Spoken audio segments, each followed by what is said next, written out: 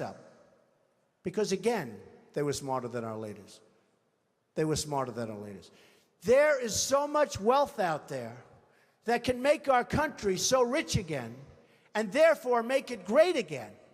Because we need money. We're dying. We're dying. We need money. We have to do it. And we need the right people. So, Ford will come back. They'll all come back. And I will say this. This is going to be an election, in my opinion, that's based on competence. Somebody said, thank you, darling. Somebody said to me the other day, a reporter, very nice reporter, but Mr. Trump, you're not a nice person. We don't need nice. That's true, but actually I am. I think I am a nice person. People that know me like me. Does my family like me? I think so, right? Look at my family. I'm proud of my family. By the way, speaking of my family, Melania, Barron, Kai, Donnie, Don, Vanessa, Tiffany, Ivanka did a great job. Did she do a great job? Great. Jared, Laura, and Eric. I'm very proud of my family. They're a great family. So the reporter said to me the other day, but Mr. Trump, you're not a nice person. How can you get people to vote for you? I said, I don't know. I said, I think that, number one, I am a nice person. I give a lot of money away to charities and other things. I think I'm actually a very nice person. But I said, this is going to be an election that's based on competence. Because people are tired of these nice people, and they're tired of being ripped off by everybody in the world, and they're tired of spending more money on education than any nation in the world, per capita, than any nation in the world. And we're 26th in the world. 25 countries are better than us at education. And some of them are like third world countries. But we're becoming a third world country because of our infrastructure, our airports, our roads, everything. So one of the things I did, and I said, you know what I'll do? I'll do it. Because a lot of people said, he'll never run. Number one, he won't want to give up his lifestyle. They're right about that, but I'm doing it. Number two, I'm a private company, so nobody knows what I'm worth. And the one thing is that when you run, you have to announce and certify to all sorts of governmental authorities your net worth. So I said, that's okay. I'm proud of my net worth. I've done an amazing job. I started off, thank you. I started off in a small office with my father in Brooklyn and Queens. And my father said, and I love my father, I learned so much. He was a great negotiator. I learned so much just sitting at his feet, playing with blocks, listening to him negotiate with subcontractors. But I learned a lot. But he used to say, Donald, don't go into Manhattan. That's the big leagues. We don't know anything about that. Don't do it. I said, Dad, I got to go into Manhattan. I got to build those big buildings. I got to do it, Dad. I've got to do it. And after 4 or 5 years in Brooklyn, I ventured into Manhattan and did a lot of great deals. The Grand Hyatt Hotel. I was responsible for the convention center on the west side. I did a lot of great deals, and I did them early and young. And now I'm building all over the world, and I love what I'm doing. But they all said, a lot of the pundits on television, well, Donald will never run. And one of the main reasons is he's private, and he's probably not as successful as everybody thinks. So I said to myself, you know, nobody's ever going to know unless I run. Because I'm really proud of my success. I really am. I've employed tens of thousands of people over my lifetime. That means medical, that means education, that means everything. So a large accounting firm and my accountants have been working for months because it's big and complex, and they've put together a statement, a financial statement. There's a summary, but everything will be filed eventually with the government, and we don't need extensions or anything. We'll be filing it right on time.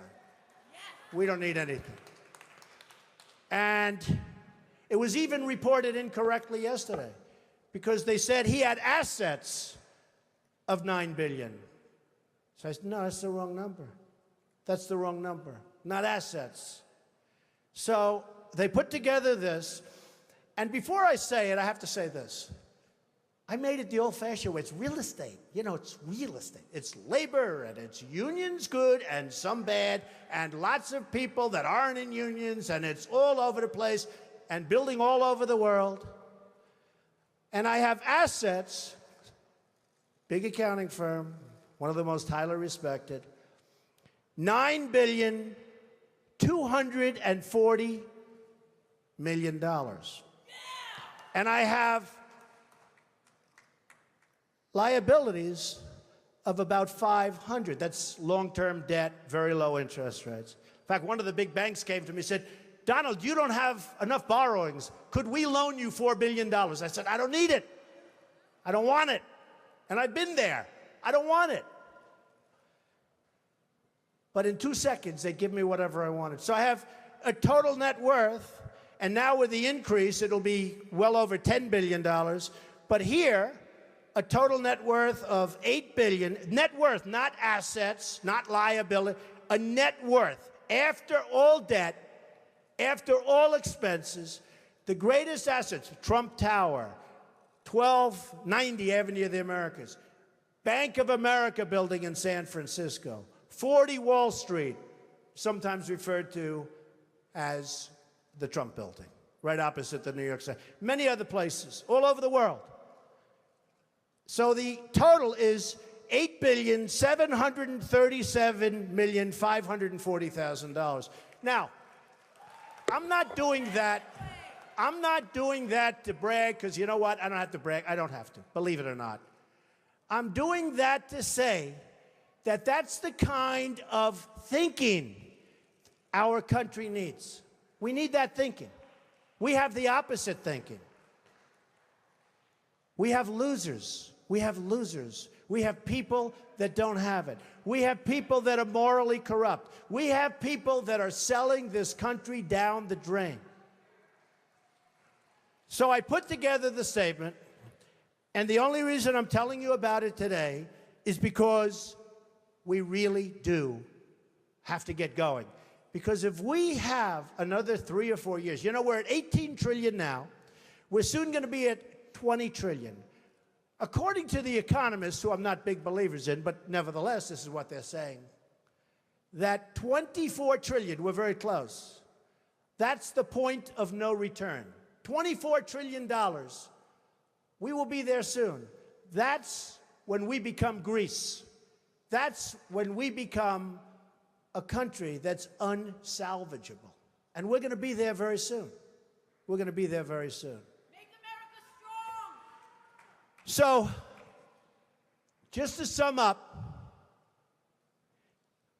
I would do various things very quickly. I would repeal and replace the big lie Obamacare. I would build a great wall, and nobody builds walls better than me, believe me. And I'll build them very inexpensively. I will build a great, great wall on our southern border, and I will have Mexico pay for that wall. Mark my words. Nobody would be tougher on ISIS than Donald Trump. Nobody. I will find within our military, I will find the General Patton, or I will find General MacArthur. I will find the right guy. I will find the guy that's going to take that military and make it really work. Nobody will be pushing us around. I will stop Iran from getting nuclear weapons, and we won't be using a man like Secretary Kerry that has absolutely no concept of negotiation, who's making a horrible and laughable deal, who's just being tapped along as they make weapons right now, and then goes into a bicycle race at 72 years old and falls and breaks his leg. I won't be doing that. And I promise I will never be in a bicycle race, that I can tell you.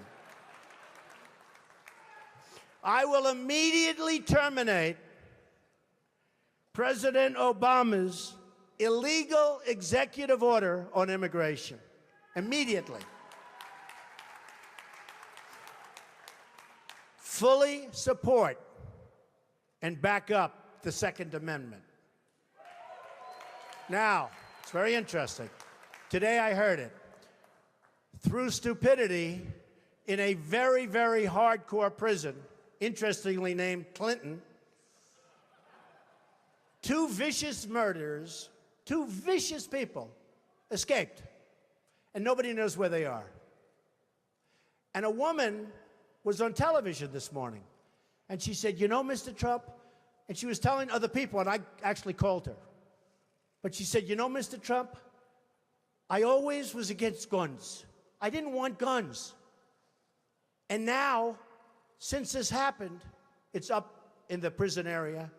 My husband and I are finally in agreement because he wanted the guns. We now have a gun on every table. We're ready to start shooting. I said, very interesting. So protect the Second Amendment. End Common Core. Common Core it is a disaster. Bush is totally in favor of Common Core. I don't see how he can possibly get the nomination. He's weak on immigration. He's in favor of Common Core. How the hell can you vote for this guy? You just can't do it. We have to end. Education has to be local. Rebuild the country's infrastructure. Nobody can do that like me, believe me. It will be done on time, on budget, way below cost, way below what anyone ever thought. I look at these roads being built all over the country, and I say, I can build those things for 1/3. What they do is unbelievable. How bad? You know, we're building on Pennsylvania Avenue, the old post office. We're converting it into one of the world's great hotels. It's going to be the best hotel in Washington, D.C. We got it from the General Services Administration in Washington. The Obama administration, we got it. It was the most highly sought after, or one of them, but I think the most highly sought after project in the history of General Services. We got it. People were shocked. Trump got it. Well, I got it for two reasons. Number one, we're really good. Number two, we had a really good plan. And I'll add in the third, we had a great financial statement. Because the General Services, who are terrific people, by the way, and talented people, they wanted to do a great job. And they wanted to make sure it got built. So we have to rebuild our infrastructure, our bridges, our roadways, our airports. You come into LaGuardia Airport, it's like we're in a third world country. You look at the patches and the 40-year-old floor, they throw down asphalt, and you look at these airports, we are like a third world country. And I come in from China, and I come in from Qatar, and I come in from different places, and they have the most incredible airports in the world. You come back to this country, and you have LAX, disaster. You have all of these disastrous airports. We have to rebuild our infrastructure. Save Medicare, Medicaid, and Social Security without cuts. Have to do it. Get rid of the fraud, get rid of the waste and abuse, but save it. People have been paying in for years, and now many of these candidates want to cut it. You save it by making the United States, by making us rich again, by taking back all of the money that's being lost. Renegotiate our foreign trade deals. Reduce our $18 trillion in debt, because believe me, we're in a bubble. We have artificially low interest rates. We have a stock market that, frankly, has been good to me, but I still hate to see what's happening. We have a stock market that is so bloated. Be careful of a bubble, because what you've seen in the past might be small potatoes compared to what happens. So be very, very careful.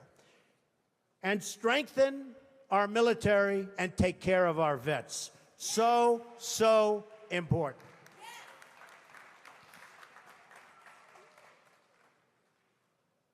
Sadly, the American dream is dead.